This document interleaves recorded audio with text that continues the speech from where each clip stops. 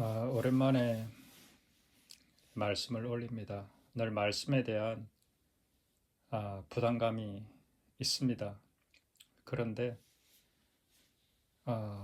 많은 말을 전한다고 해서 그 말이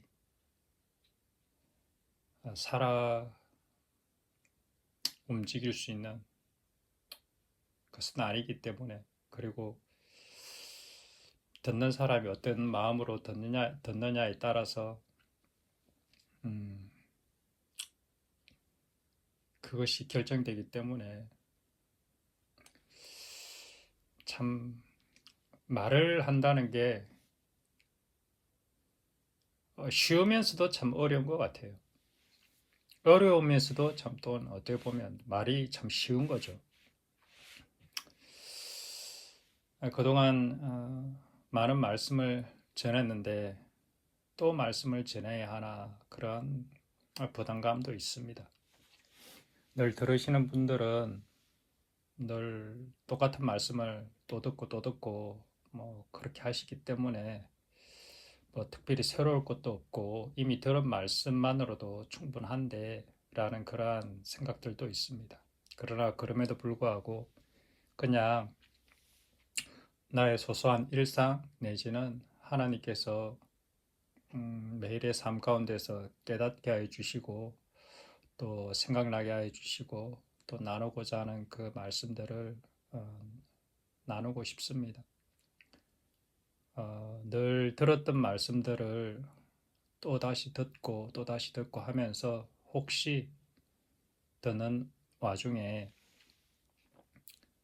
또다시 깨달아지고 깨달음 뿐만 아니라 결단과 또한 그 결심 그리고 하나님의 그 도우시는 그 손길이 있어져서 정말 거듭남의 역사 또한 자라남의 역사 열매를 맺는 그 역사가 있기를 기도합니다. 다른 사람들의 이야기를 들으며 이렇게 듣고 배워서 사실은 사람이 변화되지 않는다는 것을 알기 때문에 변화되는 것이 아니기 때문에 그렇지만 내가 하나님과 직접 만나서 내가 읽고 깨닫게 되고 내가 이렇게 거듭나서 걸어가고 있는 이 길이 제대로 가고 있는 것이 맞느냐 하는 것을 비교하고 점검해 볼 수 있는 참 좋은 방법이 누군가의 설교를 듣고 그 사람 속에서 행하시고 계시는 그 운행하고 계시는 그분의 영이 정말로 나의 영과 동일한 영이 맞느냐. 그래서 그분의 삶 속에 나타난 그분의 말씀 속에 나타난 그 깨달음과 그 나눔과 그의 삶이 나의 삶 속에서도 동일하게 나타나느냐 하는 것을 이렇게 점검해 볼 수 있는 중요한 통로가 이렇게 말씀인 것 같아요.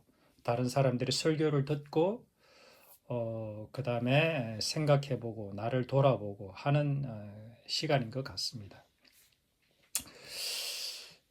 그리스도 안에서 내가 그리스도와 함께 죽었다는 이 사실, 나는 내가 그리스도와 함께 십자가에 못 박혔다라는 이 사실이 얼마나 정말 복음인지 모르겠습니다. 내가 그리스도와 함께 죽었다라는 그 사실이 얼마나 감사한 일이고 얼마나 나를 자유롭게 하고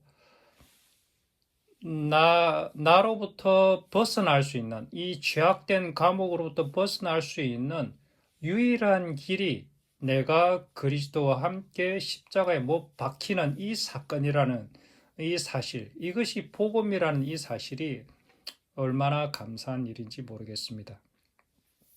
그래서 내가 그리스도 안에서 이미 죽은 자로서 사실은 아무것도 아닌 존재라는 것, 정말 내가 그리스도와 함께 죽을 수밖에 없는 존재, 또 이미 죽은 존재. 왜? 내 안에 선한 것이라고는 하나도 들어있지 않기 때문에 내 안에서 뭔가 건질 만한 쓸만한 것이 하나도 들어있지 않기 때문에 내가 그리스도와 함께 죽어야만 한다는 이 사실을 발견했다는 것이 얼마나 감사한 일인지 모르겠습니다. 죄의 본질이 무엇입니까? 죄의 본질은 정말 이 죄의 본질을 안다는 것은 정말 중요한 질문입니다. 다시 말해 인간이란 누구냐? 인간이란 어떤 존재냐? 라는 질문과도 같은 것이죠. 죄란 무엇이냐? 이 죄의 본질을 알아야 이 죄로 말미암는 그 결과물이 영원한 사망, 불못, 지옥, 이렇게 표현들 하죠. 죽어서뿐만 아니라 이 땅에서 사람들이 살아가면서 겪게 되고 경험하게 되는 온갖 인간적인 그 고통, 그 아픔, 이 상처들, 이 모든 것들의 뿌리가 바로 이 죄로부터, 인간이 갖고 있는 이 죄로부터 말미암았다는 것이죠. 지금 이란에서 전쟁이 벌어졌습니다. 이스라엘과 미국과 이란, 그리고 러시아에서 우크라이나에서 러시아와 이렇게 오랫동안 또 전쟁도 일어났고, 또 곳곳에서 전쟁과 분쟁의 소식들이 들려져 오고 있습니다. 각 나라가 국익을 중심으로, 국익이 무엇입니까? 자기 나라의 이익이 되는 것을 중심으로 움직이고 있지 않습니까? 그래서 누가 훌륭한 지도자입니까? 자기 나라에 많은 이득, 많은 그 부를 가져오고, 많은 번영을 가져오게 만드는 그런 지도자가 훌륭한 지도자라고 말하고 있지 않습니까?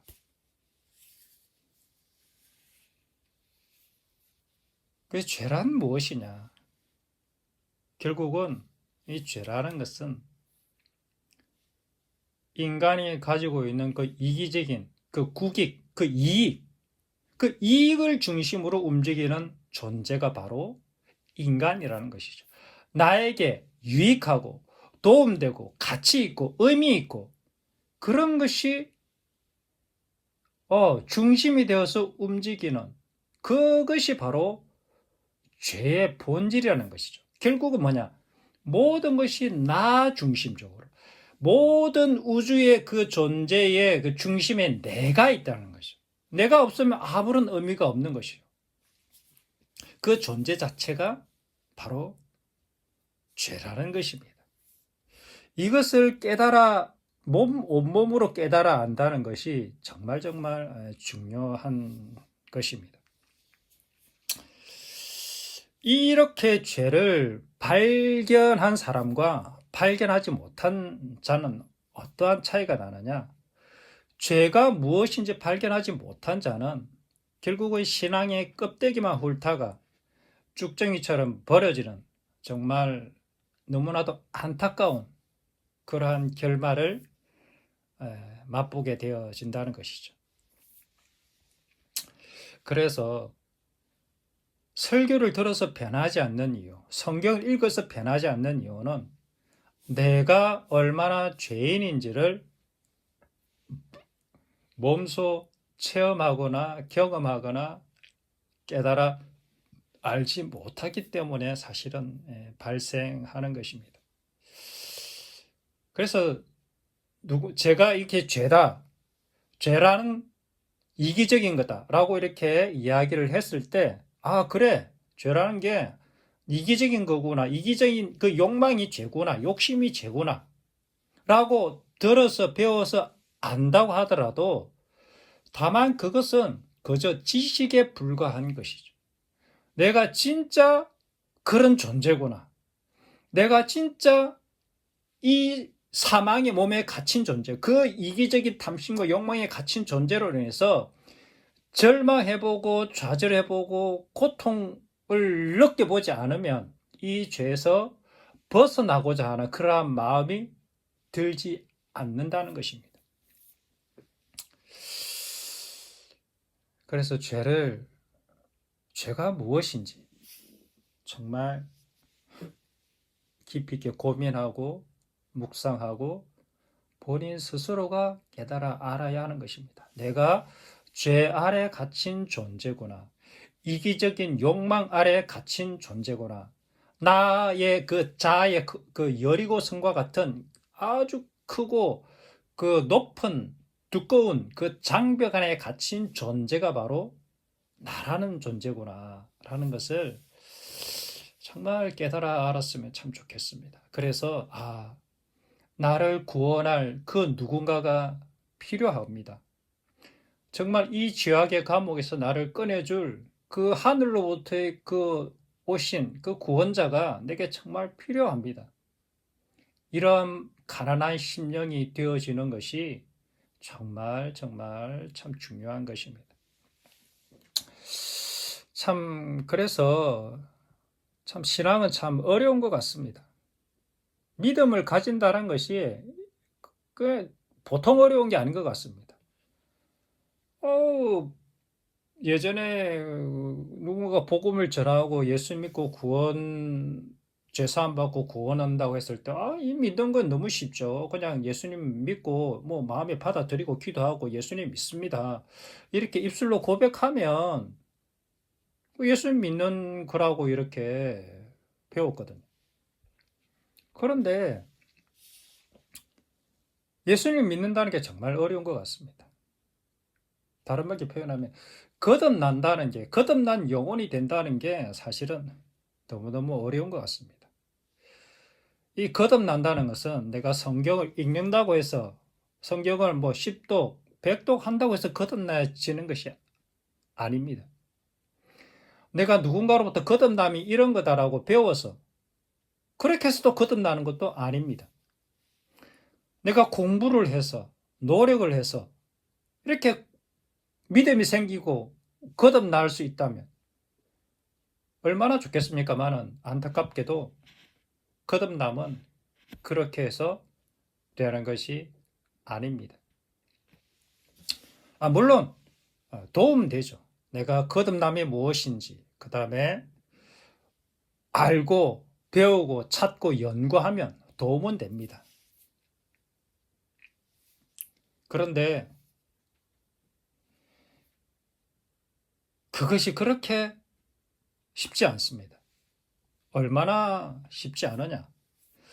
만약 이렇게 읽고 배우고 공부하고 들었고 설교를 듣고 성경을 읽고 그렇게 해서 알게 된다면 사실 직업도 버리고 부모도 버리고 처자식도 버리고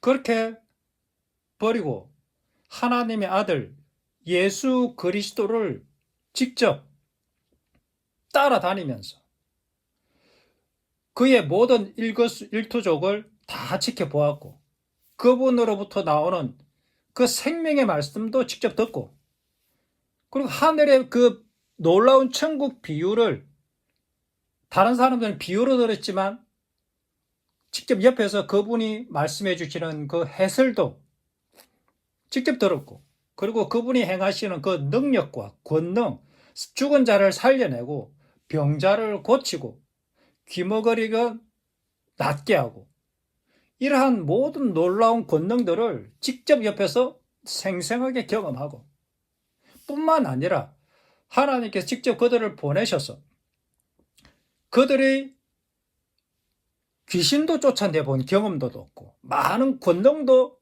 행하는 경험도 가지게 되었습니다. 해봤습니다. 그럼에도 불구하고 그들은 오순절날 마가의 다락방에서 성령의 오심과 성령의 그 개인적인 내주하심을 경험하기 전에는 그들의 존재의 완전한 변화, 거듭남이라는 이 놀라운 체험을 결코 알지도 못했고 할 수가 없었던 것입니다. 그래서 거듭난다는 것이 참 어려운 것입니다. 우리 주변에 정말 진정으로 거듭나서 예수님의 영, 그리스도의 영, 성령을 소유해서 예수님처럼 살아가는 그런 사람들을 참 찾아보기가 너무나도 힘든 이유는 바로 뭐냐면 이와 같이 거듭난 경험을 가진 사람이 너무나도 적기 때문에 그렇습니다. 즉, 주변에 많은 사람들이 교회를 다니고 신앙생활을 한다고 하지만 실제로 거듭난 체험을 한 사람이 거의 없다라는 것입니다. 저는 적어도 그렇게 느껴집니다. 예수의 영, 그리스도의 유전자, 그리스도의 영을 소유한 자라면 생명의 성령의 법이 그를 다스리고 있는 자인 것입니다. 생명의 성령의 유전자를 소유하고 있는 자인 것입니다. 생명의 성령의 유전자를 소유했다는 것이 무엇입니까? 그의 마음 가장 깊은 곳에 생명의 성령의 유전자, 생명의 성령의 씨앗, 생명의 사랑의 유전자를 소유했다라는 것입니다. 그 마음 가장 깊은 그 근본 뿌리 안에 이 사랑의 유전자, 사랑의 씨앗을 소유한 자라면 이 사람의 삶 속에서는 반드시 예수님을 닮은 그러한 싹이 나오고 줄기가 자라고 잎이 나오고 열매를 맺는 그러한 일들이 반드시 일어나게 된다는 것입니다. 즉 하나님을 닮은, 하나님을 점점 닮아가는 그런 인생을 살아가는 사람이 되어진다는 것입니다. 왜? 생명의 유전자, 사랑의 유전자, 그리스도의 유전자, 하나님의 유전자가 그 마음 깊은 곳에 뿌려졌기 때문에 그렇습니다. 심어졌기 때문에 그렇습니다. 이제 그의 삶은, 그 사람은 이제는 더 이상 나를 위해서, 나의 이익을 위해서, 나의 이기적인 욕망을 채우려고 그가 그의 인생의 주인이 되는 것을 다 내려놓았기 때문입니다. 이 생명의 성령의 법, 생명의 사랑의 법, 생명의 성령의 유전자, 생명의 성령의 씨앗, 이 사랑의 씨앗이, 사랑의 유전자가 곧 생명이고 영생이라는 것입니다. 이것이 성경이 증언하고 있는 것입니다. 그래서 이 사랑의 유전자를 소유하지 않은 자, 이 사랑의 씨앗, 이 생명의 씨앗을 소유하고 있지 않은 자는 실상 그가 아무리 외적으로 훌륭하게 보이는 어떤 신앙인이라 할지라도 사실은 그는 아무것도 아니다. 예수님의 사도 바울의 표현은 아무것도 아니라는 표현을 했지만 예수님의 표현은 더 심각합니다. 불법을 행하는 자라고 말씀하고 있는 것입니다. 생명의 성령의 법에 의해서 생명의 사랑의 법이 그를 다스리는 것이 아니라 이기적인 탐심과 욕망의 법이 그를 다스리고 있는 자라고 말씀하고 있기 때문에 그렇습니다. 그것이 말씀하는 것입니다. 이것이 불법을 행하는 것이죠. 불법. 이기적인 탐심의 법으로 그 사람이 다스려지고 있다. 이렇게 말하는 것이죠. 다시 말하면 내가 나를 다스리고 있다. 나의 배운 지식이, 나의 배운 그 학문이, 나의 배운 그 내 속에서 올라오는 이 정욕이 결국은 나를 다스리고 있다. 이렇게 말하는 것이죠. 사도 바울의 표현을 조금 더 말씀드리자면 천사의 방언을 하고 예언하는 능력이 있고 산을 옮길 만한 믿음이 있고 내 목숨을 불사르게 내어 주는 그러한 삶을 산다 할지라도 우리가 겉으로 보기에는 얼마나 훌륭한 신앙인의 모습입니까? 그러나 이 사랑의 유전자, 이 사랑의 생명의 성령의 법, 생명의 사랑의 법, 이 의의 법을 소유하지 못한 자는 그가 행한 모든 인생의 삶들이 다 아무런 유익이 없습니다. 이것이 바로 왼편에서 하나님 왼편에 서서 하나님의 심판을 받은 그러한 염소들의 특징인 것이죠. 지극히 작은 자에게 하지 않은 자들, 존재가 바뀌지 않은 자들, 그들의 선행과 구제와 봉사는 자기 자신의 의지와 머리와 자기의 노력으로 애를 쓰고 힘써서 행하였던 자들. 아무것도 아닌 존재라는 것이죠.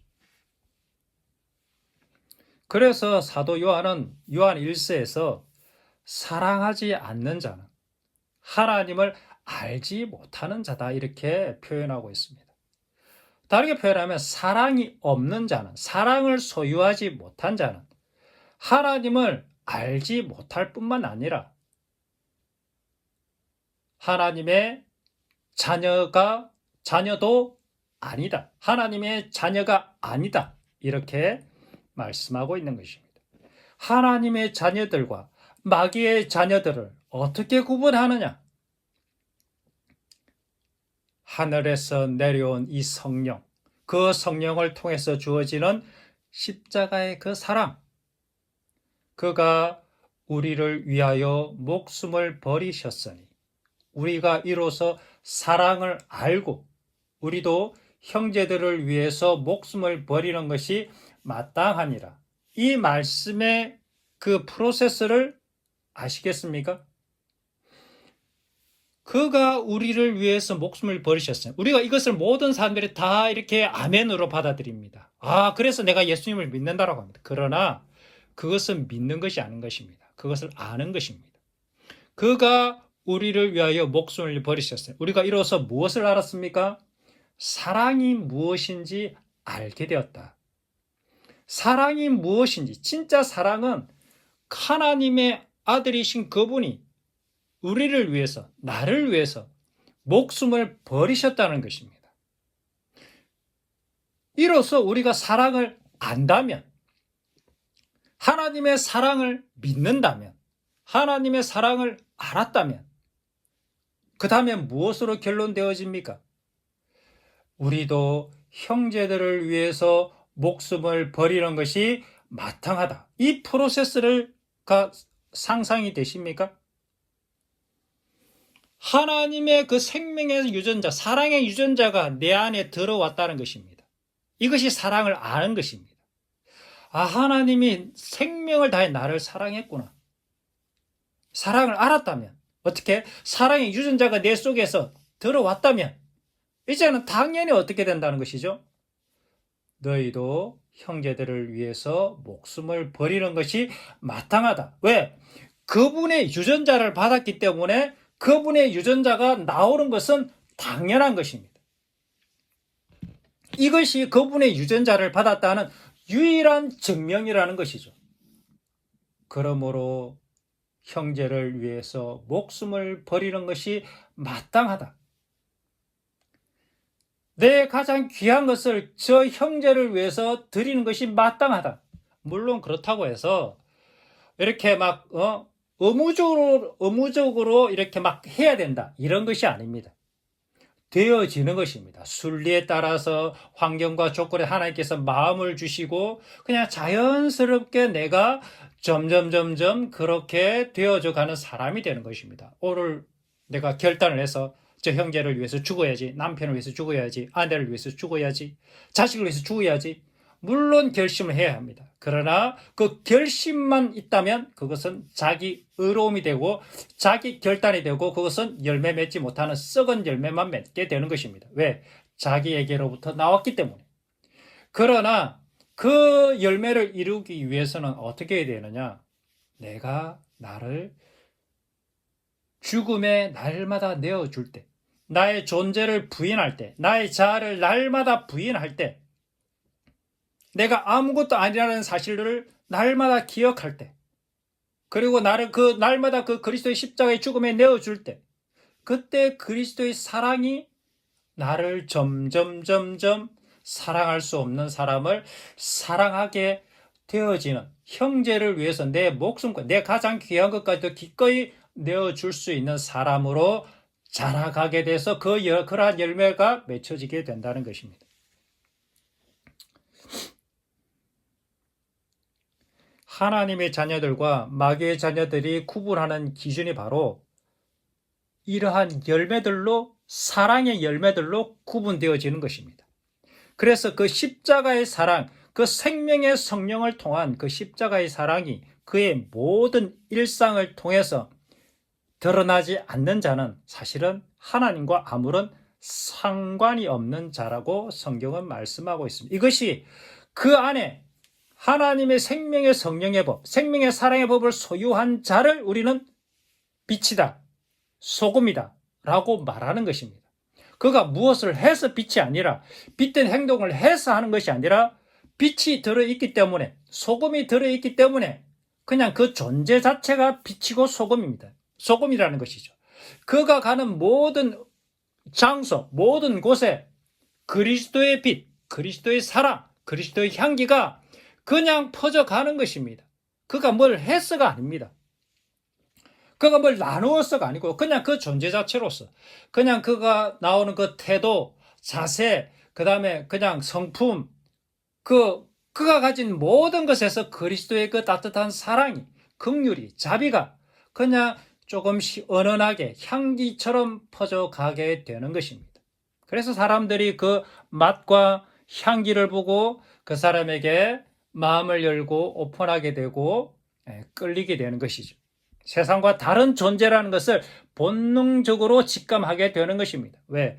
그 사람은 더 이상 자기를 이익을 위해서 살지 않기 때문에, 남의 것을 빼앗으려고 할 의도가 전혀 없기 때문에, 그리고 사람들에 대한 계산, 내가 이걸 하면 저 사람이 저렇게 해주겠지, 내가 이렇게 하면 저 사람이 나를 이렇게 할 거야 라는 계산이 없어지기 때문에 그 사람은 그냥 있는 그대로 그리스도 안에서 행하여지기 때문에 그와 그의 곁에서 함께 생활하는 사람들은 너무나도 편하게 되어지는 것입니다.